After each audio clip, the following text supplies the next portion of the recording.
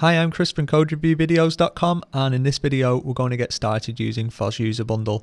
So in the last video we installed it, and in this video we're actually going to start logging in and doing stuff with it. Now, we created a user called CodeReview, and the user, like the email address on that user, was chris@CodeReviewVideos.com. That's going to be quite important, as we'll see very shortly.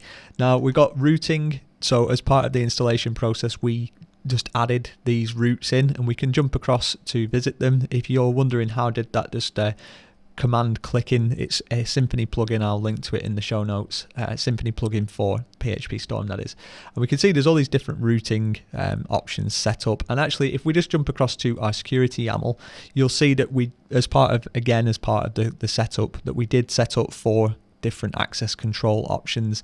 Now, we don't actually have an admin things set up, an admin area as such. We will come to do that later on.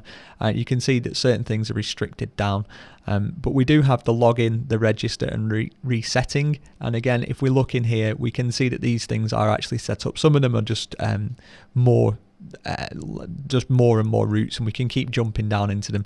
But the point is that these routes exist for us, so already we can jump across, and I'm just running a standard web server there, just with app console server run. So it's just running locally, but I've got a database on another machine. So just in case you was wondering how this is all set up, we can see that we're not actually logged in yet, but we can immediately go ahead and go to /login, and this is going to give us like a pretty ugly template, to be honest, but it works. So we're going to do code review and just a password of test. We can log in, and all being well, never for this site, go away. You can see that we're logged in with code review, and if we just click on that, you can see that we got the role of role user, even though if we jump back across to the database, our user doesn't actually have any roles assigned to it. So that's just one interesting thing that happens. You always get role user, and even though it's not sort of specified. It's kind of weird, kind of confusing, I suppose, but that's where that's all coming from, as mentioned in the previous video. So we're logged in, and we can also do log out, which is quite nice. So we've got that functionality, and you can see that we've been logged out there. Log in and log out aren't the only routes that we've got access to. As I mentioned, we could keep jumping down into there and figuring out what we've got.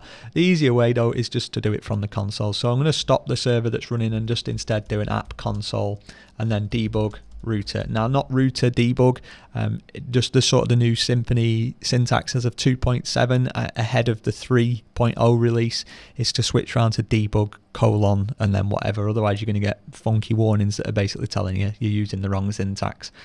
So yeah, there we go. So you can see all these routes that have been created for us, which is part of why from what we got from doing that import statement in the routing file. These are, some of them you're going to need, some of them you won't actually access directly, like the login check. You're never going to access that directly. It's all part of Symfony's security component. But yeah, the other ones you probably are going to want to be able to allow your users to be able to use. Not sure why profile edit and profile change password don't all come together under one section, but you can see there's various like blocks of stuff that we can do. So register, reset our password, and basically edit our profile. And again, if you look at code review, that is what I'm using underneath, so you should be pretty familiar with that sort of setup. So if we go to register, I've stopped the server, haven't I? So yeah, that's not going to work.